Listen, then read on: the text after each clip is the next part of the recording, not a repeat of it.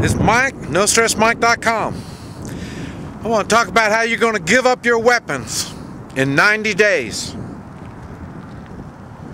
The system is set up.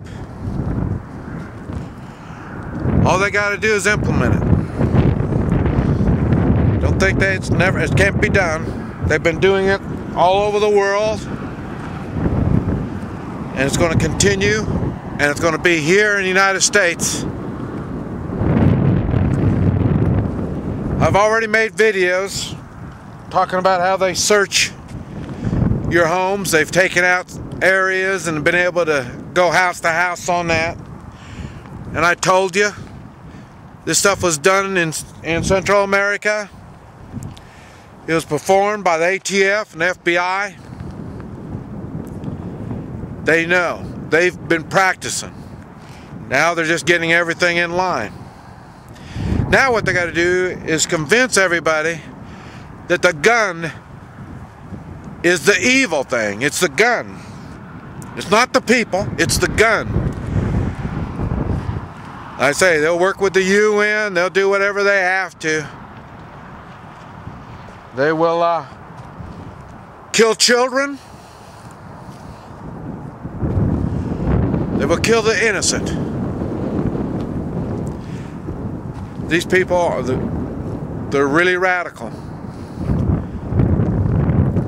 They want your guns, and you will give it to them.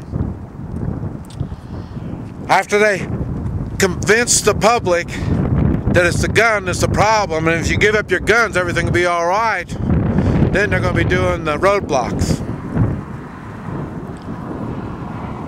They'll have, once they convince the people that it's the guns is the problem, then they'll make a law. They'll give everybody 30 days to turn in their weapons. They may give you $100 a piece for them. Turn them in fire departments and police departments. And then 6 weeks after that, they're going to start having roadblocks up, checking your vehicle. They'll find all kinds of stuff there that'll give them an excuse to come to your house. Maybe they'll look and they'll see you have extra food packed away in the trunk of your car. In case of emergency, they may feel that that means that you have more food in your house, more food than you can possibly use. You're hoarding the food, so they have to search your house. Then they find guns. You might find gold, silver, cash. Maybe you have too much money. I mean, these people know what's best for you now. And they will start doing these roadblocks. Mexico, they got me with a flare, road flare. That's illegal in Mexico. Stuff like that. They can come up with all kinds of stuff like that and get you. Now, next thing you know, they're knocking your door down, coming in your house, finding out what other kind of stuff you have that's illegal. This has been going on already, people.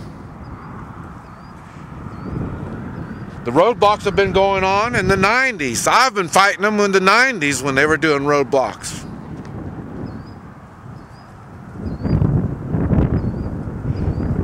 They do dumb things like stop me for drunken driving. I'd drive up to them and I'd ask them, what are you stopping me for? And they say, well, we're checking for drunken driving. And I said, well, no problem. I don't drink. And then so I start driving off and they say, wait a minute. And I say, well, what's going on? I don't drink. And they say, well, let's see your driver's license. Okay. Is this a driver's license check? Or is it for drunken driving? And then there's your insurance, registration. You understand where I'm going with this? I'm being victimized. A roadblock, you're being victimized. They're squeezing all kinds of information out of me. Stuff that doesn't have a damn thing to do with the reason they stopped me. That's what they're going to do when they come to your house or your neighbor's house. Can you imagine if they're hitting your neighbor's house? They start doing it to your neighbor. and they come out of the house, neighbor's house with a shotgun, and say, look, this guy's got a shotgun. You'll be intimidated. So what are you going to do? Bury your weapons. Just like I buried my damn dead dog. That's what you're going to do. The weapons are worthless once they're buried. Start organizing now. Get your 3-man militias. Get them going. 3-man militia in communications. 3-man militia in radiation, chemicals. 3-man militia in gardening, first aid. Well, like I say, I just came back from North Carolina. Man, these mounds they got, man, they need mules. Get a search and rescue militia. 3-man militia. Get some mules. You know, there's so many things you can do now, but you better do it now. You're losing your freedom, and you're not doing anything about it. You better get ready. For me, they've already crossed the line in the sand. That's why I've left the United States twice already. People keep drawing me back here for other people.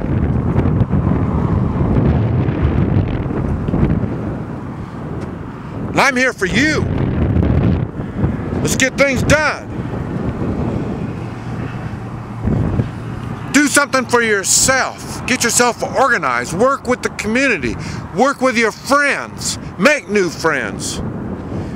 There's a lot of these people, they're just a bunch of cattle. Get away from them. Get with somebody that cherishes freedom as much as we do.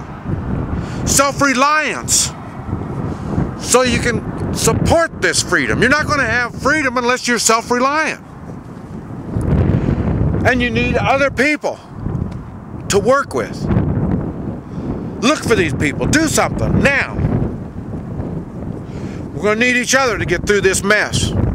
We need each other. Just like I need you. And you need me, whether you need it or not, whether you know it or not. We need each other. We've got a hell of a problem now. What are we going to do about it? Start at your level. That's something you can do something about. It doesn't call for spending money. It just calls for taking responsibility for yourself.